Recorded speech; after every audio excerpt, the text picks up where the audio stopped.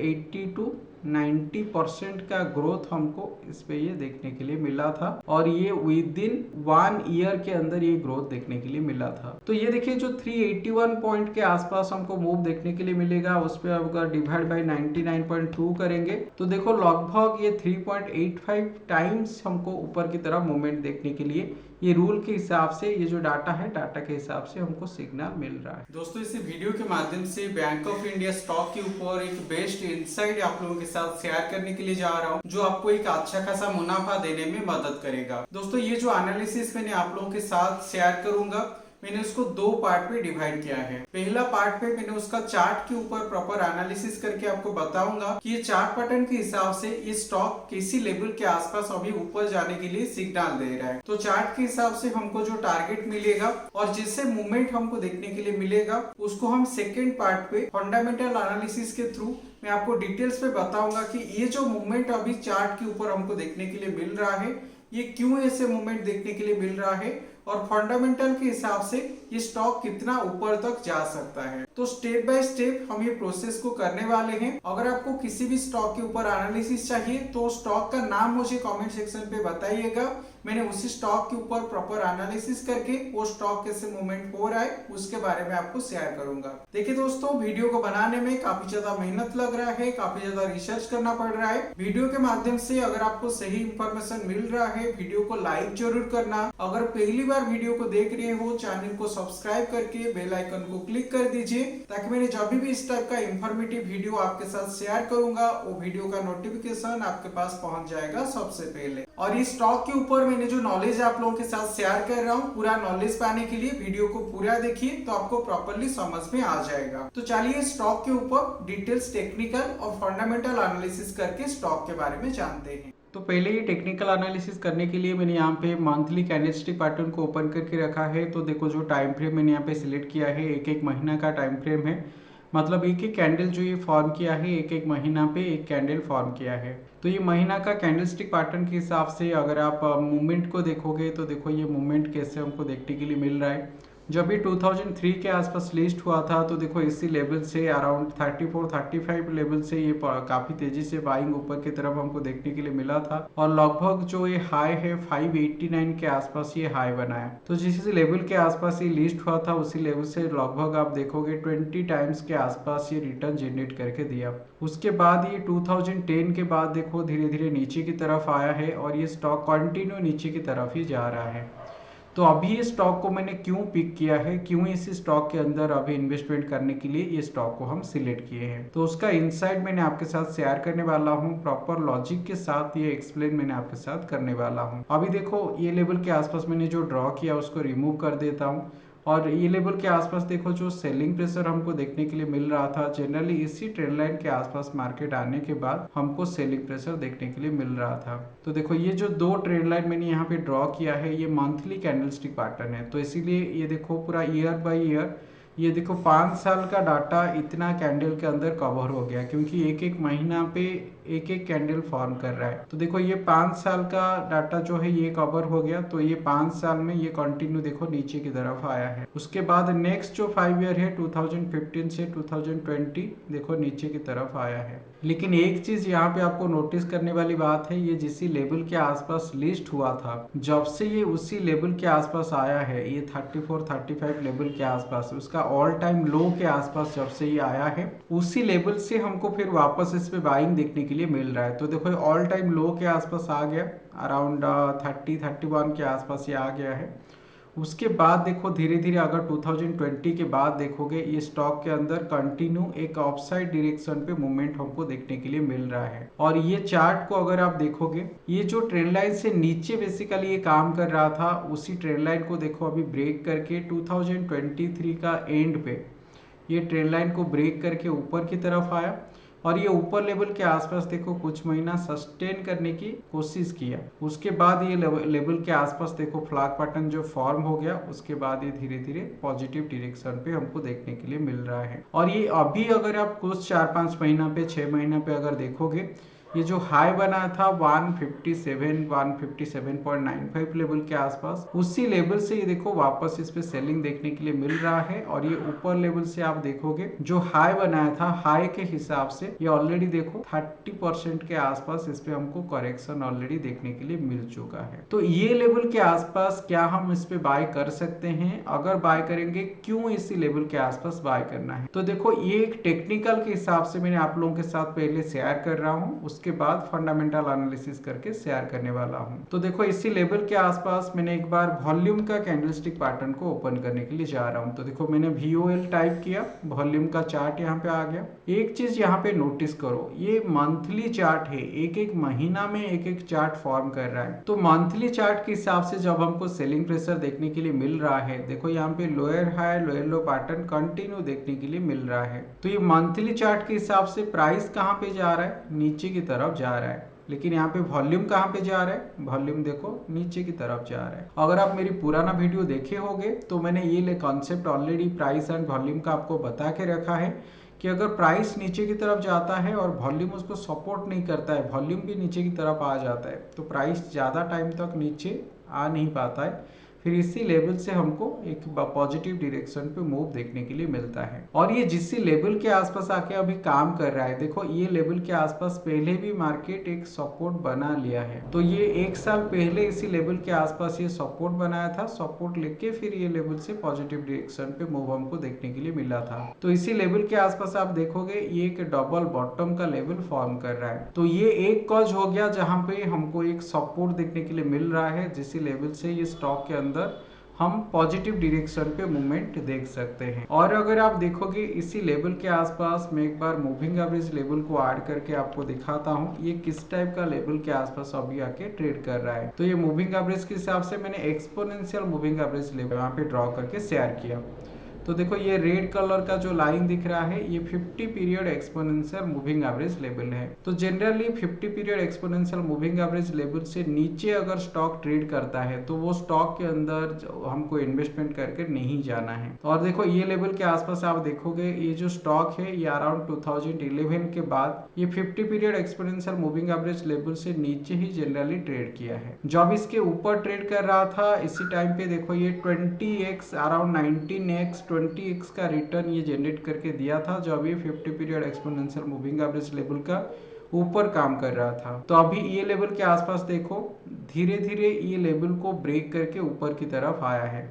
तो देखो 50 period exponential moving average level ये जब उसका एंगल जब डाउन साइड डायरेक्शन पे होता है तो मार्केट जब लोअर लेवल से ऊपर की तरफ आएगा ये वापस ये लेवल के आसपास रेजिस्टेंस लेके हमको सेलिंग देखने के लिए मिल जाता है। लेकिन ये लेवल के आसपास अभी अगर आप 2023 के बाद देखोगे ये देखो एक बेस बना के धीरे धीरे ये जो एंगल है ये एंगल का जो डायरेक्शन है वो चेंज हो रहा है, पॉजिटिव डायरेक्शन पे धीरे धीरे हमको देखने के लिए मिल रहा है। और ये 50 period exponential moving average level के ऊपर देखो कितना महीना ये ऑलरेडी सस्टेन कर लिया है। अगर 4-5 महीना भी ऊपर सस्टेन करता है तो फिर पॉजिटिव डायरेक्शन पे मूवमेंट देखने के लिए मिल जाता है। तो ये कंटिन्यू 2023 के बाद 50 period exponential moving average level से ऊपर सस्टेन कर रहा है। इसीलिए जब ये 50 period exponential moving average level 94 के आसपास आएगा ये लेवल के आसपास हमको स्ट्रॉन्ग सपोर्ट मिलने का प्रोबेबिलिटी देखने के लिए मिल रहा है। अगर इसी स्टॉक ये लेवल से ऊपर की तरफ हमको जाने के लिए सिग्नल देता है, धीरे धीरे ऊपर की तरफ मूवमेंट आता है,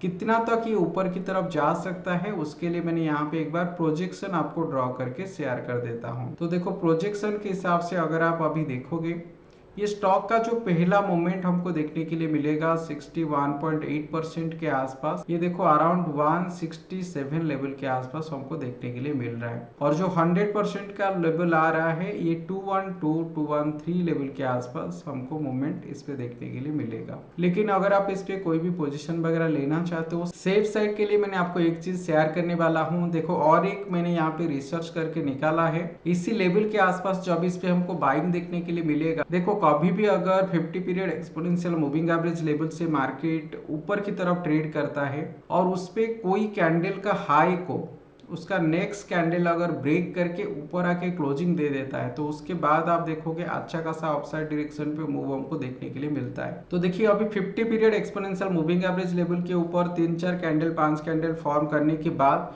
फिर जो मार्केट धीरे धीरे ऊपर की तरफ जाने लगा, ये जो छोटा कैंडल है देखो, छोटा कैंडल का हाई को उसका next candle green candle form करके ऊपर आके क्लोजिंग दिया। तो इस टाइप का सिनेरियो जब भी हमको देखने के लिए मिलता है, जनरली पॉजिटिव डायरेक्शन पे मूव देखने के लिए मिल जाता है। तो ये स्टॉक देखो अराउंड 85 से आप देखोगे ये जो हाई बनाया था 157 लेवल के आसपास, मतलब 70 पॉइंट के आसपास इस पे गेन देखने के लिए मिला था। 70 पॉइंट, ये सिर्फ पॉइंट के हिसाब से हम बोल रहे हैं, नहीं तो 80 टू 90% का ग्रोथ हमको इस पे ये देखने के लिए मिला था, और ये विद इन 1 ईयर के अंदर ये ग्रोथ देखने के लिए मिला था। उसके बाद देखो कंटिन्यू 6 महीना से ये स्टॉक नीचे की तरफ है, लेकिन एक चीज आप यहाँ पे नोटिस करोगे, जनरली इसी लेवल के आसपास 50 पीरियड एक्सपोनेंशियल मूविंग एवरेज के आसपास मूवमेंट आने के बाद हमको स्ट्रॉन्ग सपोर्ट ये लेवल के आसपास देखने के लिए मिल जाएगा। तो इसीलिए कोई भी पोजीशन अगर लेना है, ये लेवल के आसपास बेस्ट एक सिनेरियो बन रहा है पोजीशन बनाने के लिए। और इसी लेवल के आसपास मैंने आपके साथ अभी शेयर किया, अगर हम एंट्री लेते हैं, पहला जो टारगेट हमको देखने के लिए मिल रहा है ये 160 165 ये लेवल के आसपास, और जो सेकेंड टारगेट इसी लेवल के आसपास देखने के लिए मिल रहा है, मैंने और एक बार ये रिट्रेसमेंट को ड्रॉ कर देता हूँ। तो देखो सेकेंड टारगेट ये अराउंड 214 के आसपास हमको देखने के लिए मिल रहा है। तो प्रॉपरली हमको इसको फॉलो करके जाना है। ये टेक्निकल के हिसाब से इसी लेवल के आसपास ये टारगेट हमको देखने के लिए मिल रहा है। दोस्तों ये मैंने आपको टेक्निकल के हिसाब से एनालिसिस करके बताया कि स्टॉक किसी लेवल के आसपास मूव आपको देखने के लिए मिलेगा। चलिए एक बार फंडामेंटल एनालिसिस ये स्टॉक का करके देख लेते हैं कि फंडामेंटल ये स्टॉक कैसा है और ये कितना ऊपर की तरफ फंडामेंटली हमको मूवमेंट देखने के लिए मिलेगा। देखिए दोस्तों, आप कोई भी स्टॉक के ऊपर, कोई भी कंपनी का शेयर के ऊपर एनालिसिस करो, अगर आप थोड़ा सा लॉन्ग टर्म के लिए कोई स्टॉक के अंदर होल्ड करना चाहते हो, टेक्निकल एंड फंडामेंटल दोनों देख के जाना पड़ेगा। शॉर्ट टर्म ट्रेडिंग जो होता है, प्रॉपर टेक्निकल के हिसाब से अगर हम जाएंगे तो एक डिसेंट इनकम वो जनरेट करके दे देता है, और लॉन्ग टर्म ट्रेडिंग जो होता है उस पर हमको फंडामेंटल के साथ जाना पड़ता है। दोस्तों देखिए यहाँ पे मैंने टेक्निकल और फंडामेंटल दोनों की बातें कर रहा हूँ। आपको मार्केट पे काम करने के लिए दोनों टेक्निकल एंड फंडामेंटल को फॉलो करके जाना है। कुछ लोग बोलते हैं टेक्निकल इंपॉर्टेंट है, कुछ लोग बोलते हैं फंडामेंटल इंपॉर्टेंट है, लेकिन दोस्तों टेक्निकल जो होता है शॉर्ट टाइम फ्रेम के अंदर अच्छा इनकम जनरेट करने के लिए हमको टेक्निकल वाइज जाना पड़ेगा, और लॉन्ग टर्म के हिसाब से अगर हम उस पर कोई काम करना चाहते हैं तो हमको फंडामेंटली जाना पड़ेगा। दोस्तों हम टेक्निकल की बात ऑलरेडी कर रहे हैं, तो ये टेक्निकल को यूज करके हम कैसे काम करते हैं उसके बारे में मैंने आपको एक एग्जांपल दे देता हूं, मैंने खुद कैसे काम कर रहा हूं। तो देखिए दोस्तों, मैंने बेसिकली ऑप्शन सेलिंग के अंदर काम कर रहा हूं, out the money option sell करके काम कर रहा हूं। यहाँ पे देखो out the money option selling पे जो ये रिटर्न मैंने यहाँ पे आ रहा है, देखो एक डिसेंट इनकम यहाँ पे मैंने हर दिन जनरेट कर रहा हूँ। इस पे महीना का 8 to 10% के आसपास हम फोकस लेके जा रहे हैं, बोथ एक्सपायरी नॉन एक्सपायरी के लिए। तो अक्टूबर महीना पे देखो 34,000 के आसपास रिटर्न जनरेट किए थे, सितंबर पे 34,000, अगस्त पे 51,000, जुलाई पे 62,000। तो ये जो रिटर्न हम जनरेट कर रहे हैं ये 4 to 5 लाख यूज करके, मतलब 8 to 10% के आसपास आराम से इस पे रिटर्न जनरेट कर रहे हैं। अगर आप ऐसे टेक्निकल के हिसाब से कोई स्ट्रैटेजी सीख के काम करना चाहते हो तो आप मुझे व्हाट्सएप के थ्रू कांटेक्ट कर सकते हो, मैं आपको इस स्ट्रैटेजी के बारे में डिटेल्स पे शेयर करूंगा। तो देखिए ऐसे हम टेक्निकल यूज करके जनरली मार्केट पे काम करते हैं, और अभी जो मैंने ये चार्ट के ऊपर आपको एनालिसिस करके बता रहा हूँ उस टाइप का टेक्निकल एनालिसिस करके हम स्टॉक का मूवमेंट पकड़ने की कोशिश करते हैं। उसके बाद आता है फंडामेंटल एनालिसिस। फंडामेंटल एनालिसिस के अंदर हमको क्या देखना है कि स्टॉक कैसे परफॉर्म कर रहा है, स्टॉक का कौन कौन कॉम्पिटिटर है, जनरली प्रमोटर के पास कितना स्टॉक वगैरह पड़ा है, स्टॉक डिविडेंड देता है या नहीं, ये सारे बेसिक चीजें हमको फंडामेंटल के हिसाब से चेक करना चाहिए। मैंने अभी फंडामेंटल का डिटेल्स आप लोगों के साथ शेयर करने के लिए जा रहा हूं, और दोस्तों इसी फंडामेंटल के हिसाब से स्टॉक कितना ऊपर की तरफ जा सकता है उसके बारे में भी आपको शेयर करूंगा। दोस्तों मैंने यहाँ पे बैंक ऑफ इंडिया का चार्ट का डिटेल्स ओपन करके रखा है। ये स्टॉक देखो NSE एंड BSE दोनों के ऊपर लिस्टेड है। ये एक इंडियन बेस्ड बैंक है, तो bank of India is a India based bank, और इसका मार्केट कैपिटलाइजेशन देखो 45,135 करोड़ है। जनरली अगर किसी कंपनी का मार्केट कैपिटलाइजेशन 20,000 करोड़ से ज्यादा है तो हम उसको एक लार्ज कैप कंपनी मानते हैं। तो ये बैंक ऑफ इंडिया एक लार्ज कैप कंपनी है और ये लार्ज कैप कंपनी पे रिटर्न ऑन इक्विटी हर साल 9.98% मतलब 10% के आसपास इस पे रिटर्न ये जनरेट करके दे रहा है। पुट कॉल रेशियो 0.26 है। मैंने आपको ऑलरेडी मेरा पुराना वीडियो पे भी बताया है कि पुट कॉल रेशियो को कैसे हम यूज करते हैं और पुट कॉल रेशियो का इंपोर्टेंस क्या है। तो पुट कॉल रेशियो हमको स्टॉक फंडामेंटली कितना स्ट्रांग है कितना वीक है वो जानने में मदद करता है। तो अगर फंडामेंटली स्ट्रांग स्टॉक होता है तो जनरली उसका पेग रेशियो 0 to 1 रेंज के अंदर रहता है। प्रमोटर होल्डिंग देखो यहाँ पे 73.4% है, मतलब प्रमोटर के साथ उसका कंपनी ओनर के साथ अच्छा खासा स्टेक उनके पास है ऑलरेडी। और ये स्टॉक अगर आप उसका कॉम्पिटिटर को देखोगे तो देखो जनरली जो बैंकिंग कंपनी हो गया state bank India, bank of Baroda, Punjab national bank, IOB, Canara bank, union bank, तो यहाँ पे देखो जो ये बैंकिंग स्टॉक यहाँ पे देखने के लिए मिल रहा है ऑलमोस्ट सबका पेग रेशियो काफी अच्छा है। यहाँ पे सिर्फ आईओबी का 1.51 है,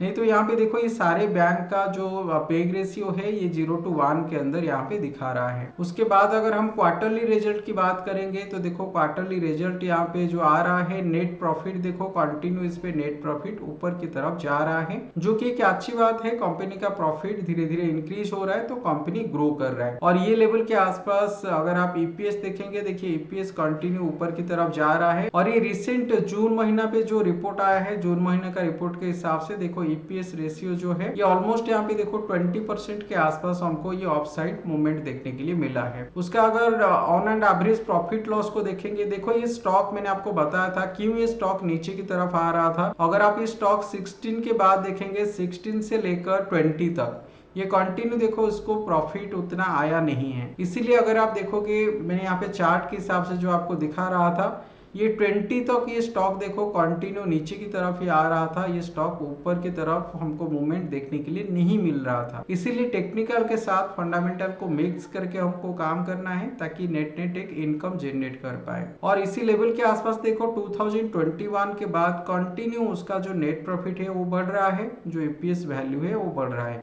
तो कंटिन्यू इस पे 4 साल के आसपास हो गया ये ऊपर की तरफ जा रहा है। और ये जो रिजल्ट यहाँ पे हमको देखने के लिए मिल रहा है ये देखो चार्ट के ऊपर भी रिफ्लेक्ट हो रहा है। 2021 के बाद आप देखोगे धीरे धीरे देखो ऊपर की तरफ मूवमेंट हमको देखने के लिए मिल रहा है। तो जो भी यहाँ पे हमको प्रॉफिट लॉस स्टेटमेंट के ऊपर दिख रहा है वो सेम चीजें हमको चार्ट के ऊपर भी देखने के लिए मिल रहा है। और इसी लेवल के आसपास देखो इसका जो प्रोमोटर है, प्रोमोटर के पास लगभग 73% के आसपास शेयर है। उसके बाद डीआईए के पास 16% शेयर है और एफआईआई के पास 3% का शेयर है, पब्लिक के पास 7% के आसपास शेयर है। जिस कंपनी का प्रोमोटर के पास ज्यादा स्टेक होता है जनरली वो कंपनी थोड़ा स्मूथ मूवमेंट देता है, क्योंकि जो प्रोमोटर है उसका खुद का बिलीव वो स्टॉक के ऊपर है ताकि स्टॉक और ज्यादा ग्रो करेगा। और दोस्तों इसी लेवल के आसपास अगर ये स्टॉक का प्रेडिक्शन करना चाहते हो कि प्राइस कितना तक ऊपर की तरफ जा सकता है, तो देखिए दोस्तों ये एक फॉर्मूला है, मैंने पहले भी आपको कुछ वीडियो पे शेयर किया है। तो फॉर्मूला क्या है, कैसे हम प्राइस प्रेडिक्ट कर सकते हैं। जो भी करंट प्राइस चल रहा है, यहाँ पे देखो करंट प्राइस 99.2 है, तो जो भी करंट प्राइस चल रहा है उस पे हमको क्या करना है, पेग रेशियो को डिवाइड करना है, 0.26 को डिवाइड करना है। डिवाइड करने के बाद देखो यहाँ पे जो रिजल्ट आ रहा है 381.5 के आसपास ये रिजल्ट हमको देखने के लिए मिल रहा है। मतलब ये स्टॉक कुछ महीना के अंदर या कुछ साल के अंदर जो मूवमेंट हमको देने वाला है वो 381 लेवल के आसपास ये मूव हमको देखने के लिए मिलेगा। तो ये देखिए जो 381 पॉइंट के आसपास हमको मूव देखने के लिए मिलेगा, उस पर अगर डिवाइड बाई 99.2 करेंगे तो देखो लगभग ये 3.85 टाइम्स हमको ऊपर की तरफ मूवमेंट देखने के लिए ये रूल के हिसाब से, ये जो डाटा है डाटा के हिसाब से हमको सिग्नल मिल रहा है। दोस्तों इस स्टॉक के माध्यम से अगर आपको कुछ वैल्यू मिला है, ये स्टॉक को आपको फ्रेंड सर्कल पे शेयर जरूर कीजिएगा, क्योंकि उन लोगों को भी प्रॉपर इंफॉर्मेशन मिल जाएगा। ये पूरा वीडियो को देखने के लिए आप लोगों को बहुत बहुत धन्यवाद।